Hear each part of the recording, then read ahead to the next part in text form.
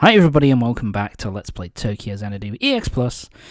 So last time out we finished off, we did the Chapter 5 side story, which focused on Shio and Mitsuki kind of having to go off and deal with a eclipse incident all by themselves. And so we're moving on, and this one, it's a bit of a weird one because we don't really go... because at this part of the game we don't really go on to Chapter 6. At this point we start off with the side story with Ryo and Shion. Shion? No, it's Rion and Mitsuki. No, it isn't Rion. It's Shio and Mitsuki. What the fuck? Think. But anyway, sorry. So with Shio and Mitsuki we have that little side quest, that little side story. And this one is kind of a bigger kind of side story. This one is kind of like if you like, it's kind of a chapter in the middle. If you think of the game as kind of being in two halves, this is kind of like the... it's basically like the filler episode of an anime. There is a little bit of character development, and there's a little bit of a small amount of advancement of the main plot, but it's mainly just a little side event, which isn't directly linked to the main storyline. And of course, because we're taking a lot of our inspiration in this game from anime, it's a Hot Springs episode, because of course it has to be a fucking Hot Springs episode. Of course there is. Toa, that's really the wrong choice of words, love. But anyway, so yeah, all the guys have decided to get together along with Toa, Shiori, Ryota and June, and decided to go off to this hot spring just outside of town to kind of relax after all the weird shit that's been going on lately. And because it's like I think it's the summer holidays, so school's out, so we can just decide to go and chill out at the hot springs for a while. And so yeah, now we go backwards in time 3 days to find out what the meaning of all this is. So yeah, this is kind of this was sorry, fuck me. This was put forward by Mitsuki and Asuka, so it probably is, you know, it's not completely just trying to, you know, just all of us to have a good time. There has to be something else, which we'll find out about. Yeah, and Ko gets it immediately. He's like, this is a bit sudden, isn't it? Something going on here. So she says, anyway, but we'll find out in a bit. Yeah, there we go. She has stuff that she wants to talk to all of us about. Something a bit interesting, so we'll find out more about that in a bit. Everybody's in.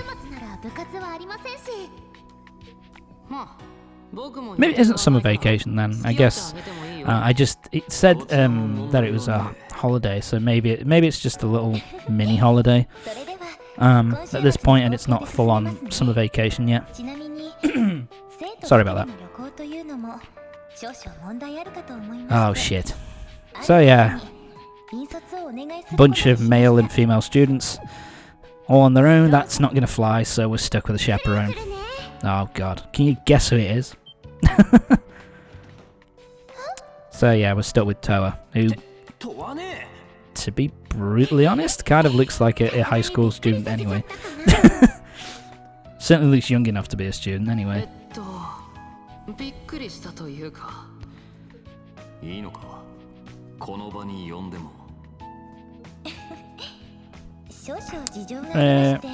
Yeah, Shio brings up a good point. So yeah, basically, The reason why it's okay for Toa to the reason why it's okay for Toa to come along with us is that basically during the eclipse at the school, she was completely conscious and they can't remove her memories. So that means she knows. So she still remembers everything about the event. And so both Mitsuki and Asuka were like, well, we can't really get around this. So let's just fill her in on everything that's going on. So that, you know, and then bring her kind of into the fold, so to speak. She won't be fighting, but kind of as an advisory kind of role. So yeah.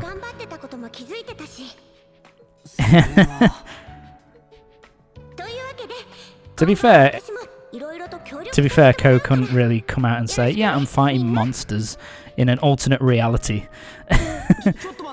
So we really can't do that.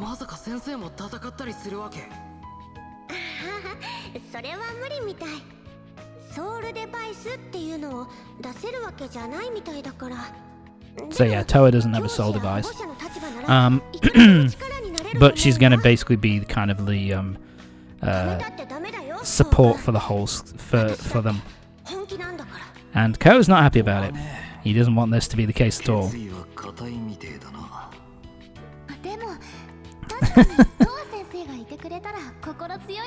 Yeah, and everybody's kind of ganging up on Ko at this moment in time. It's kind of like, yeah, she'd be really helpful, plus she's not going to exactly back down from this.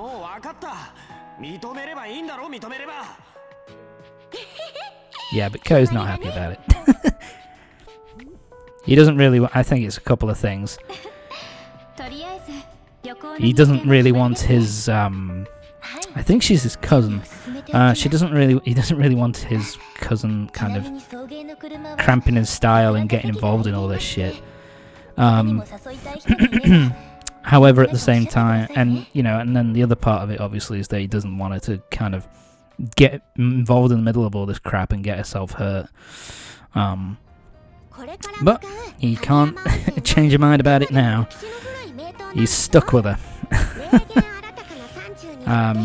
So yeah, she's going to be coming with us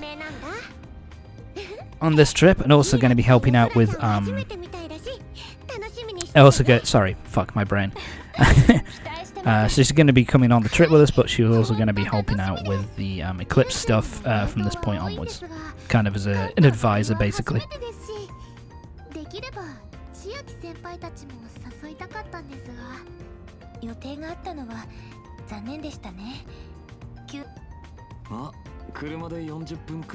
Yeah, but the thing is, yeah, so I think they were trying to bring in a couple of other people, like they say there, but yeah, we're kind of stuck with just the main cast, plus, you know, Ko's friends, Shiori, Jun, and Ryota, so makes sense, I suppose. Yeah, but I kind of like this little bit here where it's, because obviously Jun and Ryota aren't really a part of this side of Ko's life, so they kind of don't really understand. They don't really, you know, so they find it all a bit odd that he's friends with all these different people. And of course Ryota's only thinking with one appendage, and yeah, if he thinks he's going to be getting with Sora or Toa during this trip, then he's sorely mistaken. But anyway.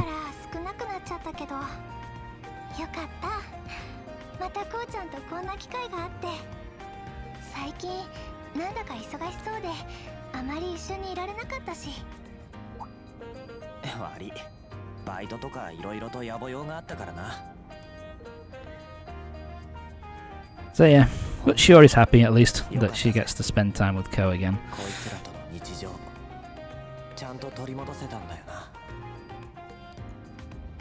He has been pretty busy lately, hasn't he, with all the part-time job shit as well as dealing with all this Eclipse crap. So there you go. Huh?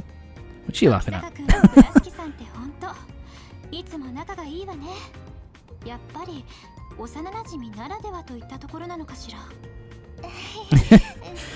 Just because you're pointing out the trope doesn't excuse you, writers. Just so you know.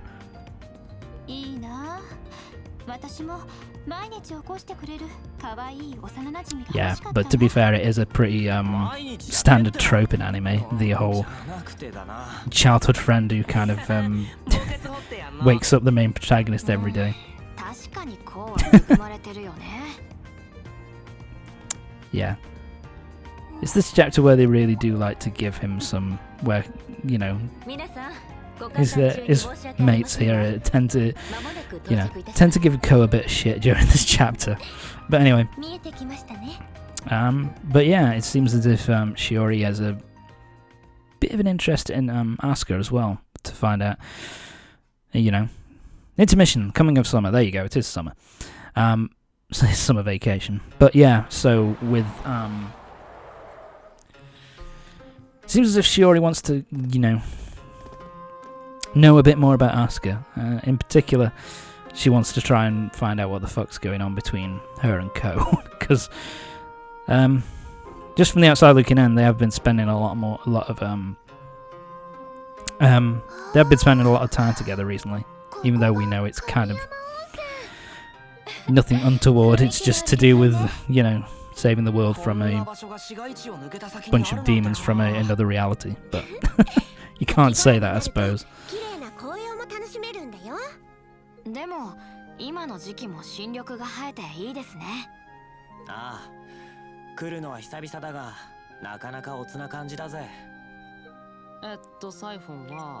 So yeah, finally here at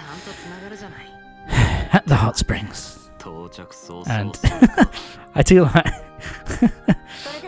like Yuki in this chapter as well, where at the beginning he's kind of like, thank God I have reception, and, you know, just wanting to play games on his phone rather than interact with everybody.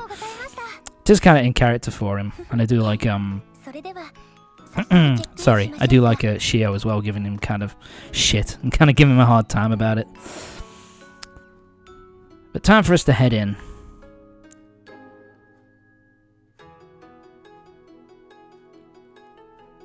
Yeah, I actually do really like the design of this place. It is a very nice, you know, it's definitely a unique kind of feeling for me in this kind of place. You know, just compared to other kind of places that I've with other games that I've played. You know, it's kind of has quite a unique feeling, and it doesn't feel like it's supposed to be a hot spring, where it feels like something else, you know, like a hotel or something like that. It kind of definitely gives off that vibe. Oh, of course Rion is here. Yeah, this chapter just kind of brings in pretty much every single kind of every single kind of major character that kind of co-interacted with the entire first half. Kind of shows up during this section. Which is, you know, that kind of anime good luck or bad luck, depending on how you want to look at it. So, there you go.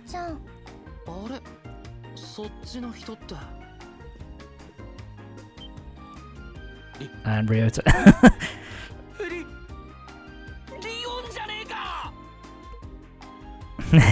I love this.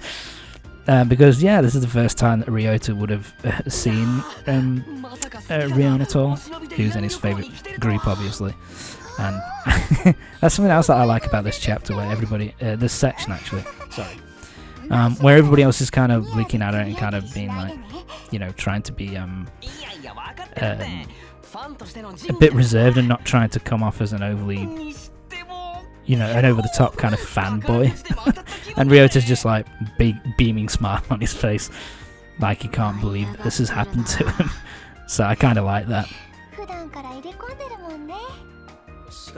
Yeah, so I kind of like this little thing, because, you know, it does make sense that Ryota would react this way upon meeting Rion for the first time.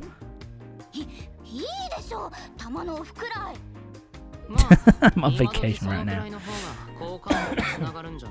My apologies. Ryota, calm down, buddy.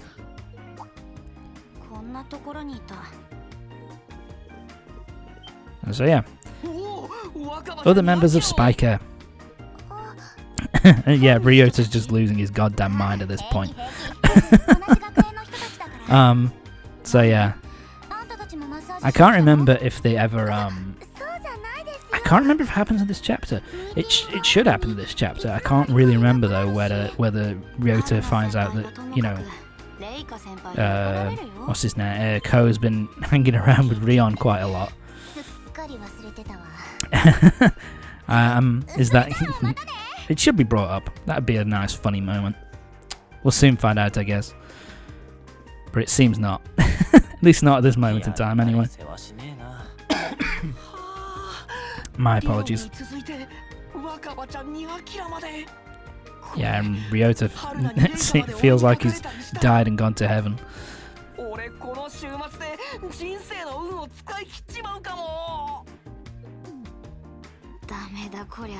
And everybody else is just, for God's sake, shut up. Can we just stop? Can we just move on? Just enjoy our vacation rather than you losing your mind over some, you know, idols.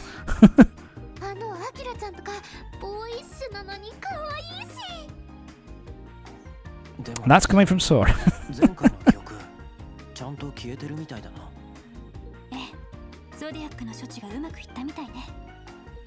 Yeah, so Rion's had her memories erased as well, so she's just fine.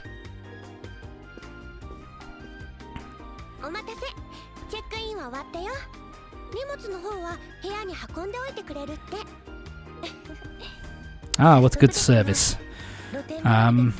So yeah, how about we go for what we came for? Head to the baths.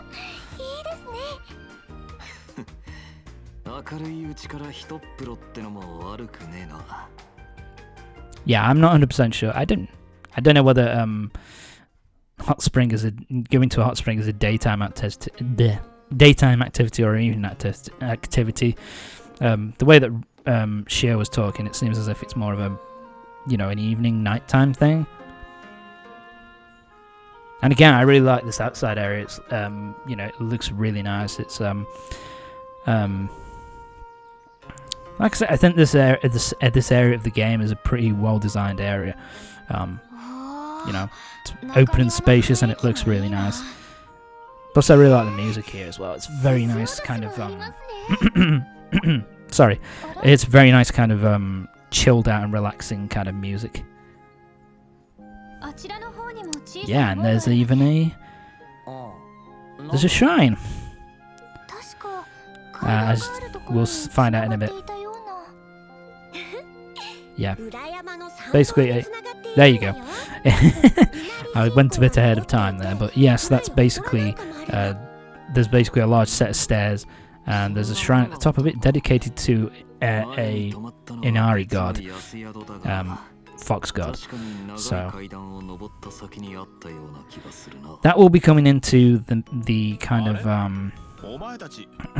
the plot of this this chapter, this kind of side chapter. But we'll see that later on. Like I said, every single motherfucker, every single major motherfucker that's been in the first half of the game kind of shows up here. So yeah, gotta have Mr. Goro show up as well.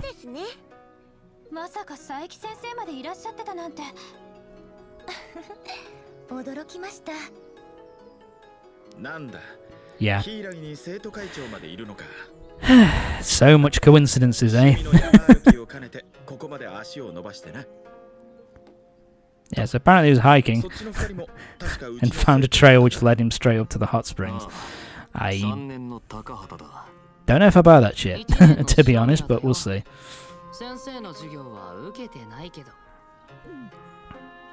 And of course, I haven't met any of them, and Ryota. I do like that line from Ko there. I mean, again, writers, you're not saving yourselves by acknowledging it, but whatever. And I also like Ryota's reaction that he really doesn't like Mr. Goro, because he's, you know, a handsome, you know, handsome dude who's gonna, in his mind, get in the way when, you know, I don't think any of these girls are interested in him, to be honest.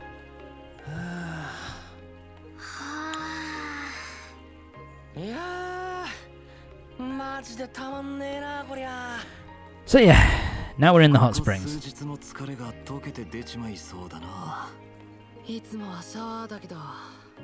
And it's this kind of section, it's kind of split up into a couple of sections here for the it's kind of split up into a couple of sections for the both sets of characters.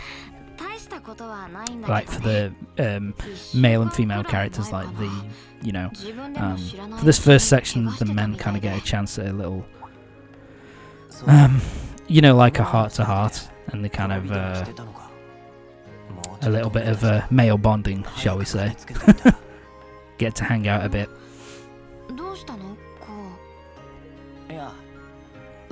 So yeah, so June doesn't remember where he got that injury, but of course we know.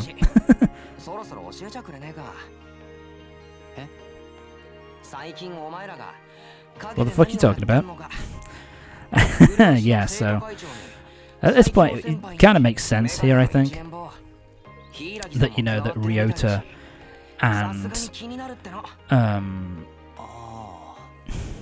and June in particular want to know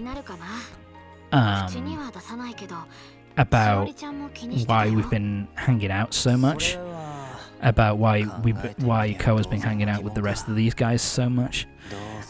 So it kind of makes sense that they want to find out what their, you know, why their best mate has been, you know, disappearing off and hasn't been hanging out with them as much lately.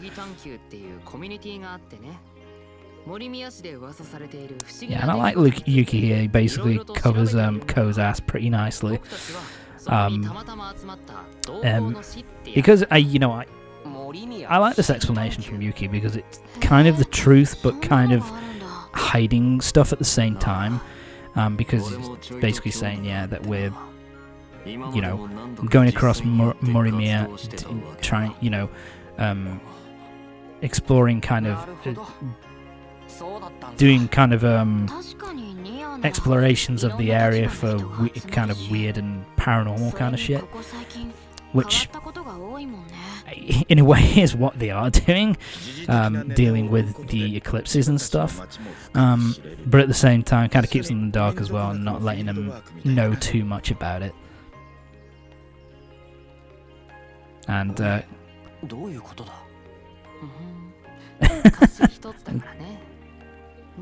so yeah, Yuki to the rescue.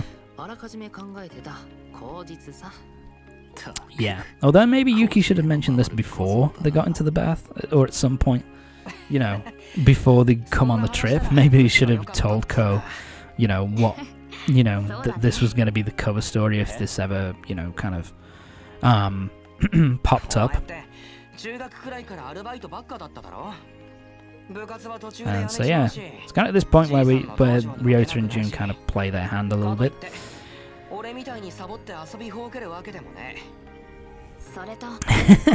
Called him a slacker, but yeah, so they were kind of concerned about him, kind of worried about him, that maybe he was doing something dangerous, because that's the kind of person that he is. He likes to, you know, help people out and stuff. Did he?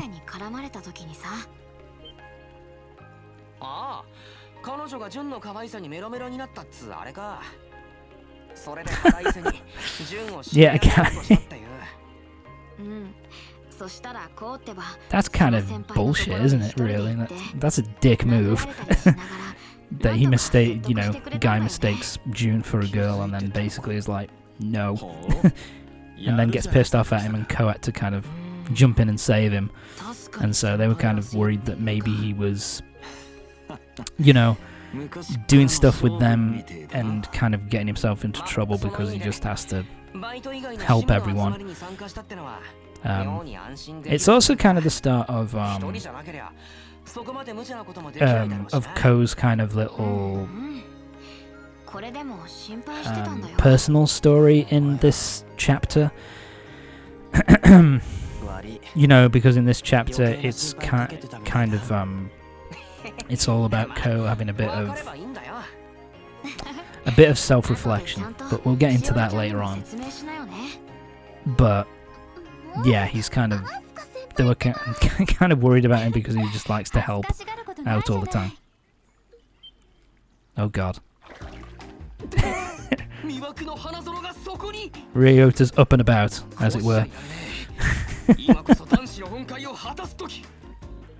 Ryota, don't do it, you perv.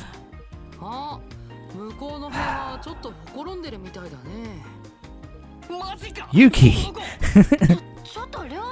He's the last one that you'd really expect it. He's the last one that you'd expect to go down this route. You're a teacher! Don't you think you should be stopping this, Goro? But yeah, so Ryota Jun and Yuki have gone off to have a look. And Shio and Ko and Mr. Goro have decided to, you know, not get themselves into any trouble. But yeah, it's kind of a nice little bit of bonding between all the male characters. But anyway, that's it for this part. Join me next time when we will be seeing what the girls are up to. And we'll also be doing the side quest and kind of social link kind of stuff before we move on with the main plot. So yeah, see you next time.